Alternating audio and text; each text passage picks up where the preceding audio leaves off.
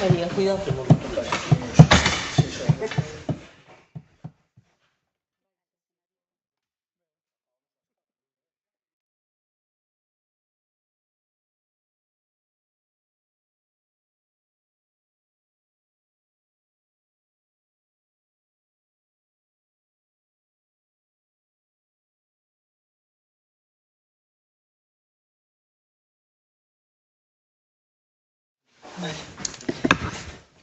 Boas tardes a todas e a todas. Vamos a dar inicio á sesión ordinaria do Pleno do Concello deste venres 26 de xuño de 2026, a hora acordada no Pleno de Organización ás 20 horas. O primeiro punto na orden do día é a aprobación se procede do borrador de acta da sesión celebrada o 31 de marzo do 26 por parte dos grupos. O Grupo Popular? Vale. Grupo Socialista, votamos entonces. Votos a favor da acta. Abstencións? Vale. Segundo punto na orden do día, dar conta ao decreto 269/2026 da liquidación do orzamento 2025, expediente 177/2026. Bueno, como os membros da corporación coñecen, a liquidación do exercicio permítenos coñecer a situación económico-financiera real do Concello.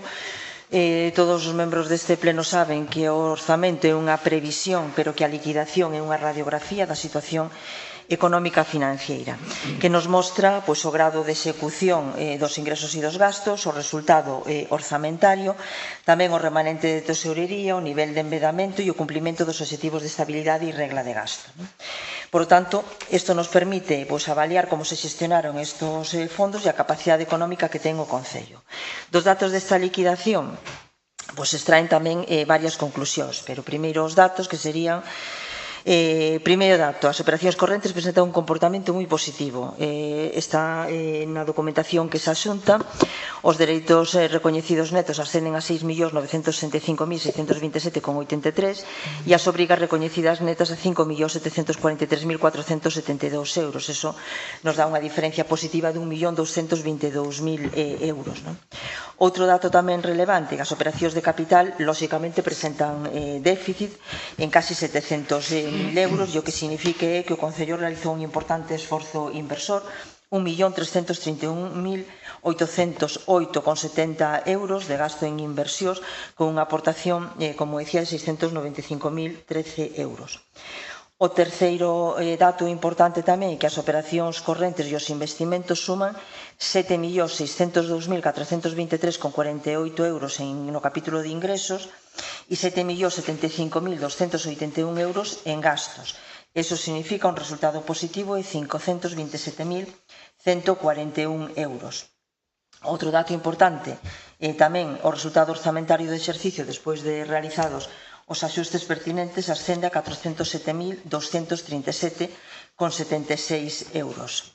A débeda sitúase no 31%, cunha amortización importante que se foi facendo nos últimos anos e que nos sitúa no exercicio actual, sin préstamos, e xa no pasado, sin préstamos a corto plazo e solo co Santander ICO, por tanto, con ese 31% que se amortiza a razón de 200.000 euros ao ano, dos que prácticamente todo é capital. Outro dato importante é o período medio de pago a proveedores. Establécese en 26 días o período medio de pago a proveedores. Nos informes que se asuntan coa liquidación se dá conta do período medio de pago a proveedores post trimestre e salvo un trimestre que subiu un pouco máis ese período medio e, por tanto, nos dá esta media de 26 días, o resto estábamos incluso en algúns por debaixo dos 20, incluso quero recordar ahora dos 15 días. Outro dato importante é o remanente de tesourería. En 2024 o remanente de tesourería ascendía a 1.767.367 euros. En 2025 ascende a 2.356.158,59 euros. Eso significa, como todos os membros desta corporación coñecen, que os fondos líquidos que estaban en contas bancarias do Concello a 31 de 12 do 25 ascendían a esa cantidade, 2.356.000 euros.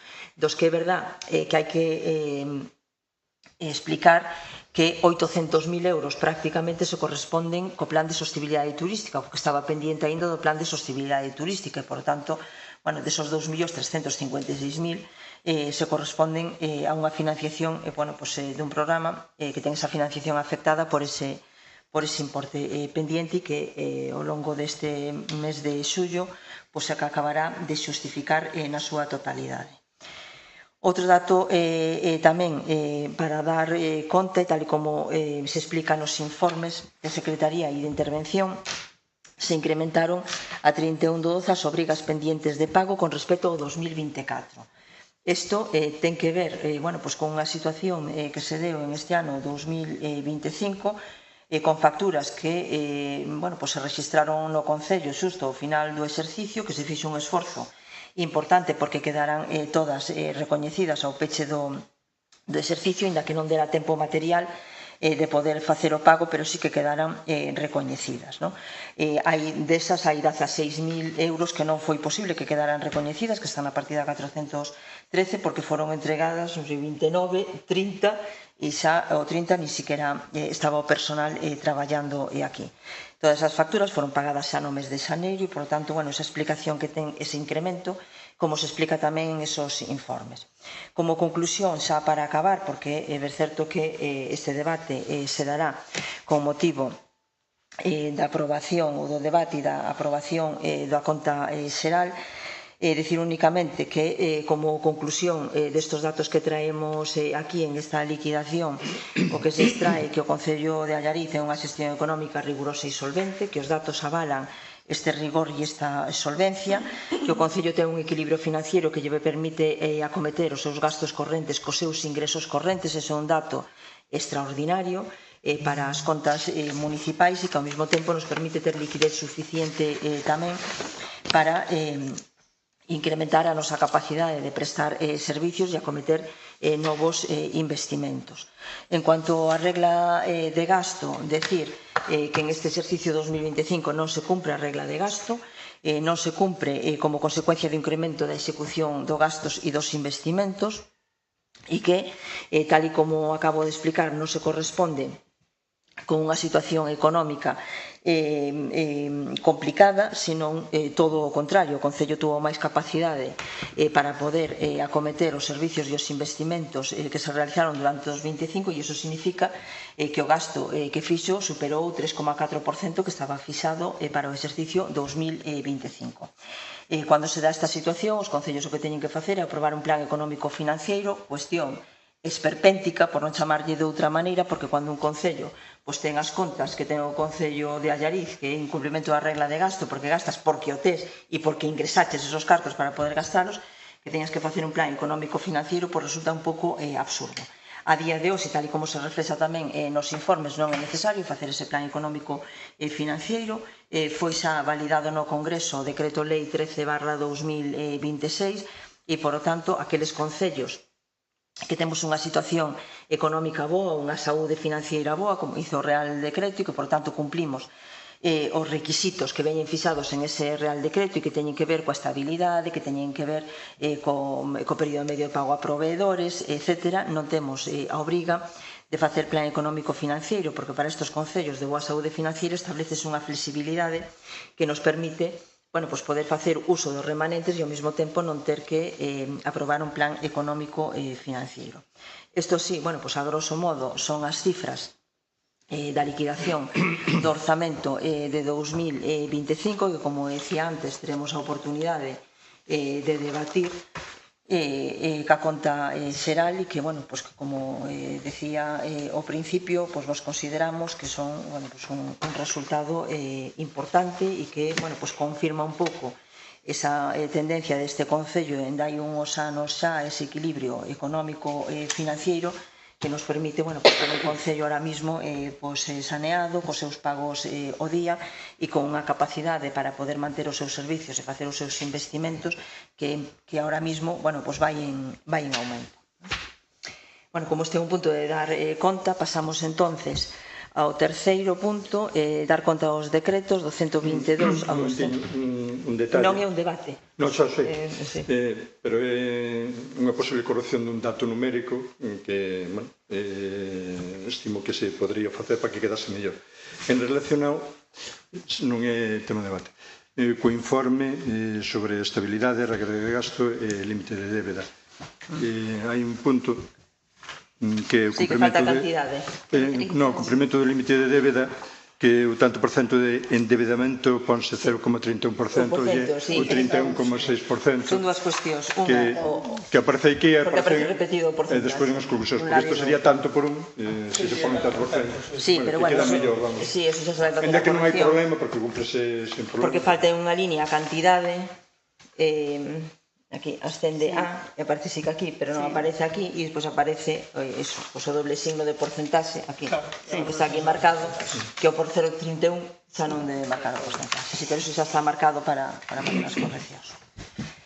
Vale. Punto número 3, eso, pues dar conta de que están en secretaría os decretos do 122 e 275 para a consulta de todos os membros da corporación que queiran facelo. E cuarto punto, non hai ningún prego ni ninguna pregunta presentada por escrito. Non sei se hai algunha cuestión oral para formular. Unhas cuantas preguntas que me gustou un pouco dar. O primeiro, bueno, decía aquí a Bernardo, outro día estamos a facer unha casa de Ría de Sabamene e, bueno, pois, un técnico que vai ali un poste eléctrico de fibra óptica. Un poste. E como consecuencia dese poste, os tantos podridos, caíron 4 ou 5 postes. Entonces, si se pode abrir un parque eléctrico desde o Concello, para que non se abrimos varias veces este tema, pero cerrarlo en falso e... Son eléctricos ou de comunicacións? Son de comunicacións. Son de comunicacións. Levan fibra óptica. Vale. E entonces, bueno, pues parece ser que se abre este parque eléctrico a cousa vai moito máis rápida. Va mínimo. Sí, bueno, va un pouco máis rápido, algún día menos, sí. Vale, pues tomamos o robo e facemos, xa o tuvemos que facer en algún outro lugar. Por intentarlo, porque están desesperados os veciños, porque cada vez van a quedar sin internet, e eu sei que así é unha cousa vital. Xa o tuvemos que facer en algún outro sitio, porque, bueno, Telefónica é peor aínda que Naturgy, aínda é máis lento que Naturgy, non? A seguinte pregunta é, bueno, en que estado está o tema de limpieza de fincas, de camiños, de pistas, todas estas por parte do Concello?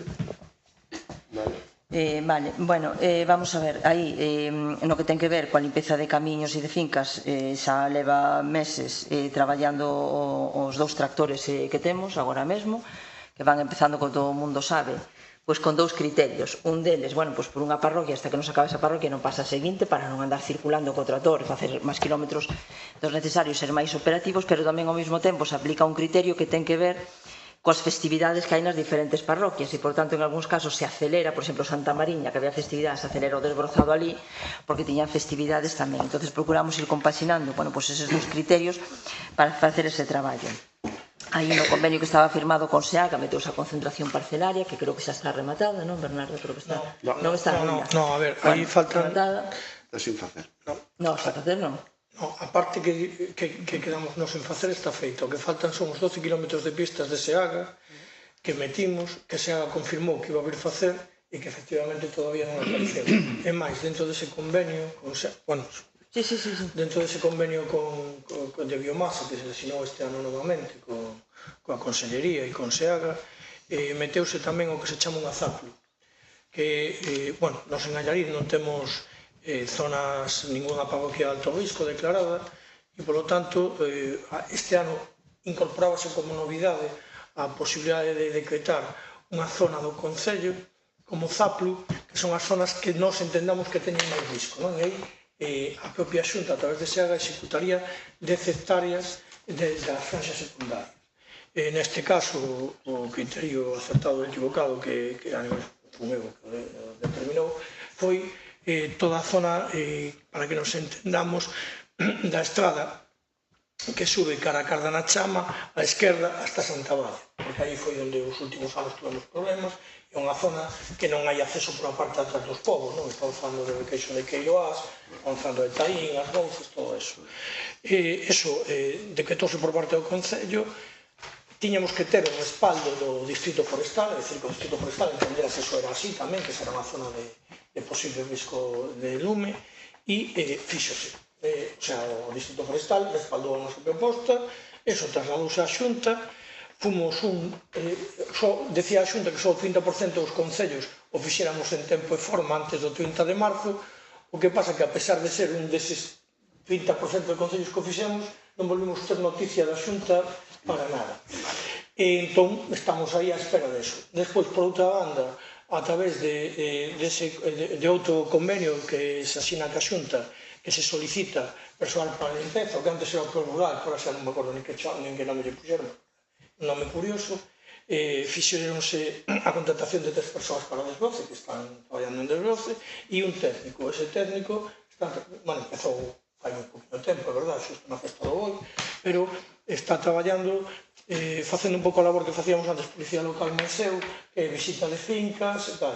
Como é unha persoa que está dedicada en exclusiva a eso, ele empezou agora por aqueles que tiñamos queixa formal, pero a idea, incluso está facendo un pequeno programa para as notificacións, para acelerar todo o proceso, pero claro, son 92 núcleos, non? Pero ele vai facer un barrido completo, é dicir, ten tablet, vai aos núcleos, mira as fincas que está a facer. Cada día está as fincas, sobre todo particulares, cada día está todo máis abandonado.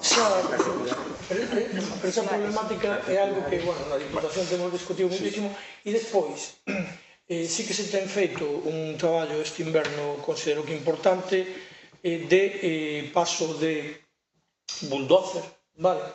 En toda a zona dos Penamás estuveron traballando tanto medios da Xunta como medios da Diputación solicitados polo propio Concello para facer pistas, cortalumes e todo, porque é a zona onde realmente hai cortalumes e pistas deste tipo, e despois estuvo traballando tamén a Virz de Laza, que a solicitamos na zona de Santa Valla para camiños que non son operables con tractor, non?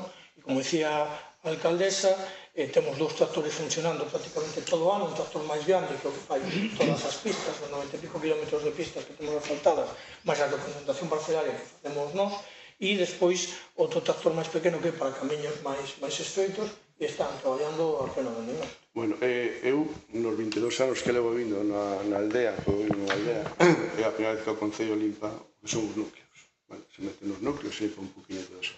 Pero tamén lle queres facer unha pregunta, o sea, nós temos ali nos damos unha pista deportiva e chamábamos así, e non se limpou. E cal é o motivo de que non se limpare? Bueno, vamos a ver.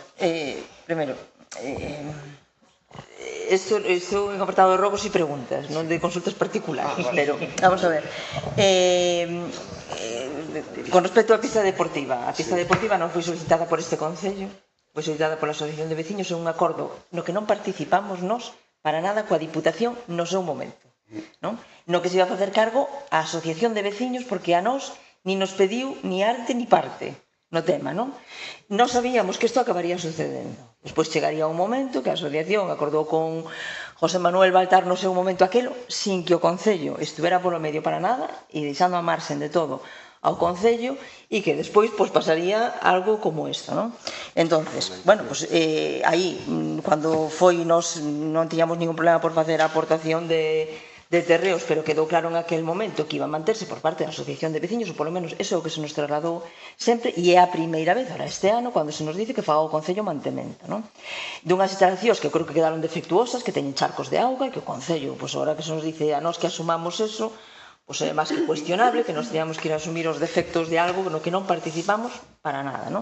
Entón, aí teremos que sentarnos e mirar a ver que facemos con esa situación, porque con ese equipamento que hai aí, porque o origen dese equipamento é ese, non é outro, non é un origen dun equipamento do Concello, ni que o Concello conveniaria, ni que o Concello fixera, é máis, fixose a marxe totalmente do Concello, non? Eso. Pero ademais intencionadamente a marxe do Concello. Intencionadamente a marcha do Concello. E entonces, bueno, pues eso tenemos que sentarnos ahora e ver como se fai, pero eso, a realidade é que eso fixose así no seu momento, non? Vamos a ver, cuanto anterior de todas formas, estos son rogos, non son debates. Non podemos convertir o apartado de rogos, e non teño ningún problema en que haya un segundo turno máis, pero non podemos estar convertindo os turnos de rogos en O caso que Porque está sin... últimamente os plenos son máis largos no apartado de robos que no... Vale. O caso que está sin limpar. Ese é o problema e nadie pode utilizar. Vale, a día de hoxe. Efectivamente. O caso é que unha asociación de veciños que dixo que se iba a facer cargo dela, debería facerse cargo dela. Se non o fai, pois nos falaremos cos veciños para dicirlle que a asociación de veciños, se non se fai cargo do mantemento da pista deportiva, pois terá que facerse cargo o Concello do mantemento da pista deportiva, pero habrá que recordar como naceu esa pista, como foi o tema e entonces como faremos para facer o mantemento a partir de ahora. Vale, bueno, podíamos falar moitas cosas ao respecto, pero non é o caso, non sei momento de falar esta. Vale. Bueno, a seguinte pregunta. Respecto de RPT, nos queremos saber se está terminada, se hai un recurso que este pendiente de resolución ou como está ese tema. A RPT está aprobada definitivamente e leva todo o ano 2025 operando, o sea, todo o ano 2025. O sea, aprobouse, non recordo cando se aprobou definitivamente, pero aprobarase con carácter retroactivo, además quero recordar, non? Entón, operou todo o ano 2025. E non hai un recurso a día de hoxe pendiente de resolución? Recurso a día de hoxe pendiente tal, non, só está o tema do interventor, non? Que é unha cuestión judicial que está judicial e que non sabemos como acabará. Vale. O sea que está pendiente o tema do interventor. Vale. Outra pregunta. Tema da pista verde. Están chegando queixas de moitos vecinos que probablemente non poden dormir, que se fai botellón, que os rapaces xogan hasta as altas horas da madrugada, que hai pelexas, que hai unha serie de cousas que fan que non podan conciliar o son os vecinos en toda esa zona das casas baratas e edificios colindantes. Non sei se teñen coñecemento deste tema ou non. Sí, temos coñecemento e tivemos unha reunión outro día con algún dos presidentes das comunidades aí que iban aí e quedamos en algunhas actuacións que se iban a facer aí que tiñan que ver un pouco ca normativa desa zona. Hai tamén algunha petición aí de instalación de cámaras de seguridade aí que por ahora a nosa posición é non facer nunha instalación de cámaras de seguridade aí porque o que fixemos foi a instalación de lectura de matrículas, pero non de cámaras de seguridade, que ademais teñen outra normativa e outra tramitación moi diferente do que é isto, e entón, veremos cos acordos que temos aí con algunha das comunidades de propietarios a ver se funcionan, e de non ser así, teremos que mirar cuáles son os seguintes pasos que se dan. Vale. Outra pregunta, o tema das alegacións ao decreto das basuras de alquiler vacacional das vivendas. Como está eso? Se contestou a unha alegación ou... Non, eso ainda non se... Sí, contestate, sí. Sí, eso ainda non se contestou. En realidade, mirámoslo e cada vez temos máis claro que o que fixemos está ben feito. Con todo este ano aplicouse a normativa do ano anterior, porque era que estaba en vigor, pero bueno, aí agora xa hai moitísimas sentencias judiciais que puido estudiar os servicios jurídicos municipais, nos cuales está claro que as vivendas turísticas teñen un uso distinto e, polo tanto, un tratamento distinto do que sería as vivendas habituais, non? E, bueno, respostarémolo, levarémolo a aprobación, que pasa que aí refrendaríamos a ordenanza e estamos estudiando algunha medida ao respecto dos escombros, que é un problema que está surdindo ahora, porque, por sorte, na Allariz se está facendo moita obra e moita obra menor. Entón, bueno, estamos estudiando algo aí, incluso para ver se deixamos a ordenanza tal cual está ou facemos unha pequena modificación, como temos plazo, antes da aplicación para o ano que ven. Sí, na última pregunta, bueno, non me quedan aquí para velas. O tema da cámara de vigilancia do casco vello, non? Si están funcionando, como afecta estos veciños, cal é a súa función, non sei. O primeiro, decir que non son cámaras de vigilancia, son cámaras de lectura de matrículas, son cámaras de control de acceso ao casco histórico, tal e como se aprobou para o plan de sostenibilidade turística de Allariz, e, por tanto, para regular os accesos ao casco. Nos estamos ahora mesmo ca redacción da ordenanza, non están funcionando, lóxicamente, porque hai que aprobar unha ordenanza para regular o sistema de acceso a partir do momento en que entre en vigor esa ordenanza. e como se vai a xestionar tamén as cámaras e o funcionamento desas cámaras. Aí, a priori, a nosa idea é abrir un período e un plazo para que todos aqueles persoas que residen no casco histórico, que están empadronadas e, por tanto, teñen vivenda no casco histórico, podan inscribirse e facer a súa petición para estar inscritas en esa lista blanca que sería que detectarían as cámaras e que, por tanto, que lle permitiría o acceso ao casco histórico por un tempo limitado. E iso significa que, todas aquelas persoas non terían ningún problema, que teñen unha vivenda non terían ningún problema para poder acceder ao casco, facer cargas, descargas, coller un familiar, unha persona maior ou cualquier servicio que necesiten no casco histórico. Eso sí, durante un tempo limitado. Os que non terán un tempo limitado son aqueles que teñen garaxe, porque se vamos a presumir que entran e non salen, pero porque o vehículo está aparcado no seu garaxe. O resto, tería ese tempo para poder facer o que necesiten e despois salir do casco histórico sin que teñan ningún percance. Estamos mirando tamén como vamos a facer con outro tipo de vehículos tamén, que tempo se lle dan, outro tipo de vehículos que teñen que ver non só ca carga e descarga, que lóxicamente van a ter que cumprir os horarios de carga e descarga e non vir a cualquier hora, porque algunhas veces estaba todo o mundo de vermú e eles estaban interrumpindo as cargas e descargas fora do horario de carga e descarga, non? Que é o que sucedía moitas veces en aqueles concellos con non ter un sistema de control ni con pilonas, ni con cámaras, ni con nada, podían vir a cualquier hora saltándose o horario de carga e descarga, non? Entón, se vai a regular eso tamén. Estamos vendo tamén o acceso tamén, e terían que inscribirse para eles nesa lista de todas aquelas persoas que teñen mobilidade reducida e que, por tanto, que teñen vehículos adaptados ou que teñen tarxetas que teñen tarxetas para discapacitados e, por tanto, que se lle recoñece esa mobilidade reducida tamén con un tempo limitado para poder facelo. Entón, do que se trata ahora mismo aquí é de regular os accesos, de poder ter unha convivencia dentro do casco que permita que todas aquelas persoas que viven aquí podan ter os servicios que pode necesitar cualquera, pero ao mesmo tempo que o espacio público sexa para as persoas e non para aparcamento público de vehículos, non? Entón, intentaremos compaxinalo, pero para iso, se vai a facer aprobando esa ordenanza, pondo en vigor, sentándose cos veciños do casco histórico, vendo as casuísticas que hai e establecendo despois un período de proba.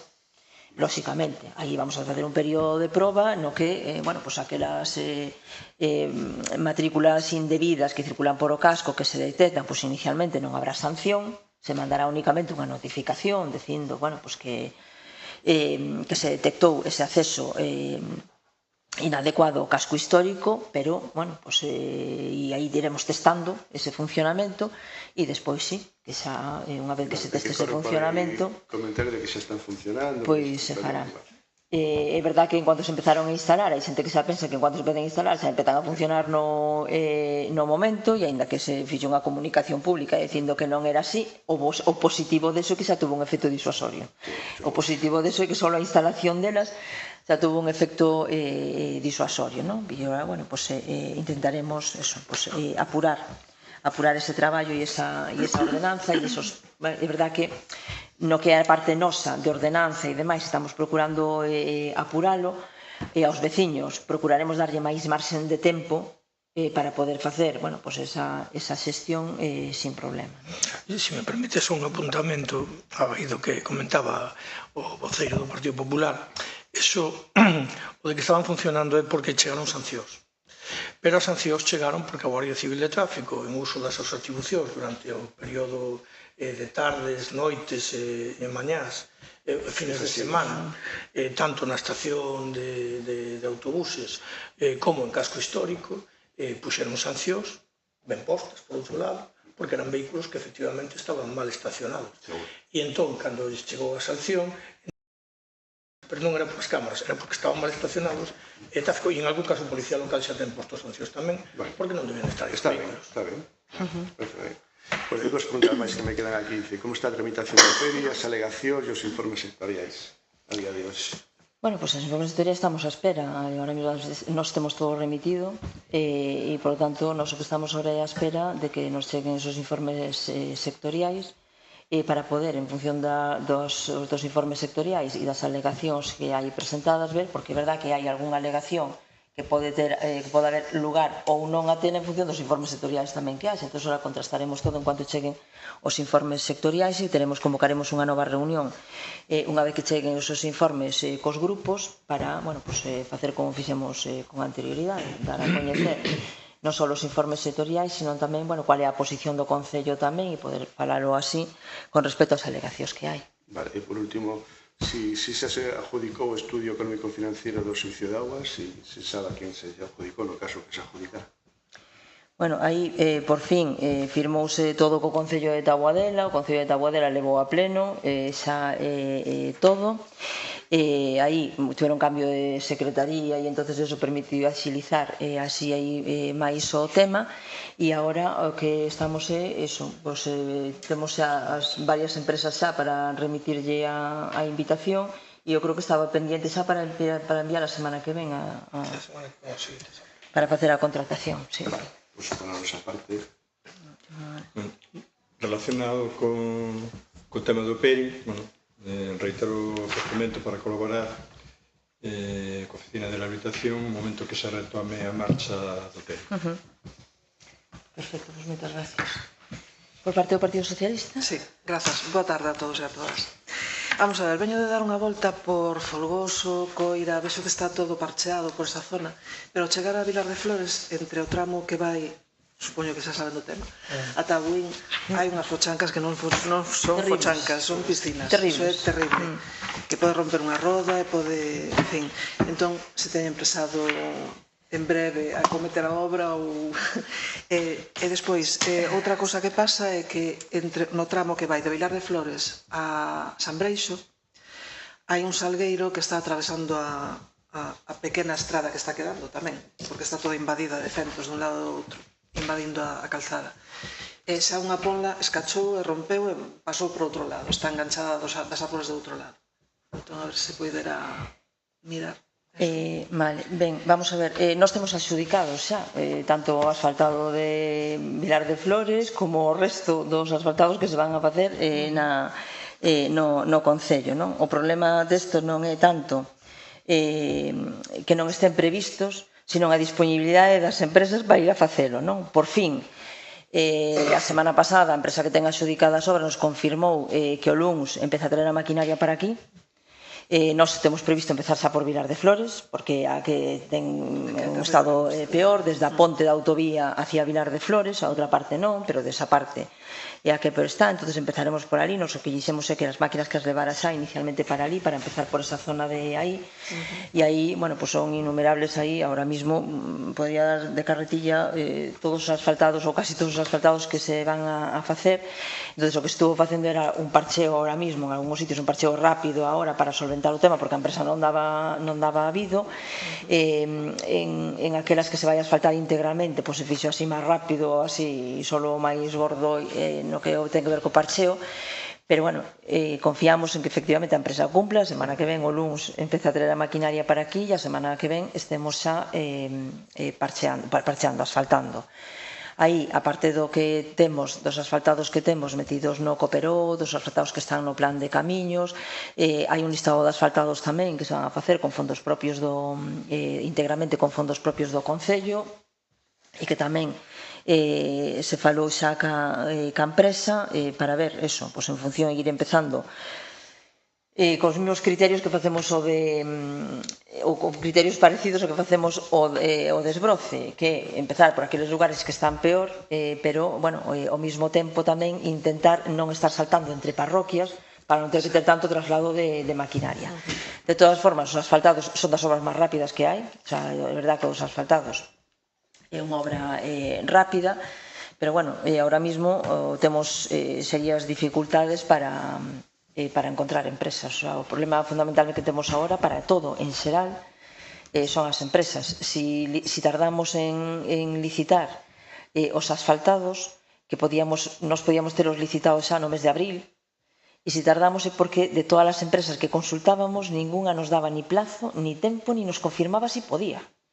E a verdade é que burocráticamente estamos tamén tan hasta arriba que hasta que non nos apareceu algunha empresa que decía, vale, pois que podría estar, pois non empezas a mover ningún expediente, porque non, ahora mismo pues andamos así, en cuanto tes dúas empresas que dicen vale, pues entonces sí, e se todas te dicen no, pues non arriscas, non levas traballo para ter que volver a repetir, non? Como xa nos pasou en algún expediente. E entonces, bueno, ahora mismo sí, que xa están adxudicados e esperamos eso, se non hai ningún contratempo, esperemos que non, empezar esta semana que entra. Vale, outra cosa moi breve. O do camiño de San Beixo, non sei, teño que avisar, porque a semana pasada pasei por el, porque ademais aí non sei quen lle deu un golpe, prefiro non sabelo, pero casi nos chimpan a cuberta do lavadeiro de San Beixo. Deronlle un golpe importante e quedou...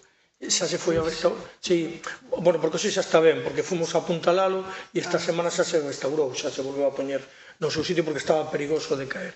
E pasei por ese camiño e non vi... En calquera caso, ahora vamos a facelo dentro, vamos, vai ir o tractor pequeno e desbroce, e se hai alguna galla, porque a semana pasada non me... Estáse pechando a...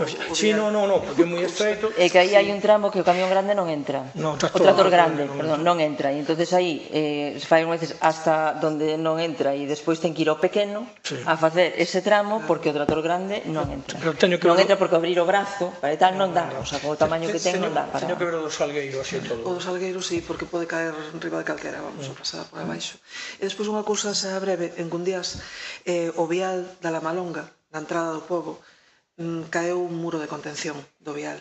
Entón, eso, están pasando tractores por riba, o camión do lixo, o camión de Joaquín... Pois estuve en un día outro día e non me comentaron nada. No, pero... Sí, pois... Eso foi, estuvo aparellador ali e creo que se falou co propietario. É cerca do pozo de lavar que hai. Eu creo que eso xa estaba avisado polo aparellador. Sí, estaba pensando en outra cousa. Sí, estuvo Alex ali xa, estive mirando, porque non é un muro de contención do vial, é un muro dunha finca. A mí parecía... É un muro dunha finca. Como se disparara por debaixo do vial. E despois o centro social sigue sin vir ninguén. Sí, outro día estivemos ali, ca empresa que vai a facer o arranxo da cuberta, aí a previsión dela é que la feita esta semana a cuberta, o xa mañá ainda falei con eles porque non foron a facelo, si que foron ali a mirar e a mí chamaron un dos días, aparte daquel día que chamei para pedir a chave, chamaronme porque estaban mirando ali o Belús e estaban mirando algunha cousa ali e en principio o que me trasladaron esta mañá é que o luns van dous para ali, porque para algunha das cousas que facía non se arreglaba solo, era así como no mato, se arreglaba solo e podía ir a facer o traballo, no caso de un día tiña que ir unha persona con ele, entón en principio tiñano previsto para o luns, non hai ningún cambio que irían o luns. O falei con eles esta mañá porque me chamaban por o tema da chave, se era necesario ou non entregala no fin de semana e despois volver a collera ao luns. Eu en principio dixen que non había ningún problema, que podían quedarse con elas e van ao luns, que se quedaran ca chave e que despois cando acaben, pois entón que xa entreguen, xa quedaron eles en entregar a Josefa outra vez e xa que xa entregaban eles.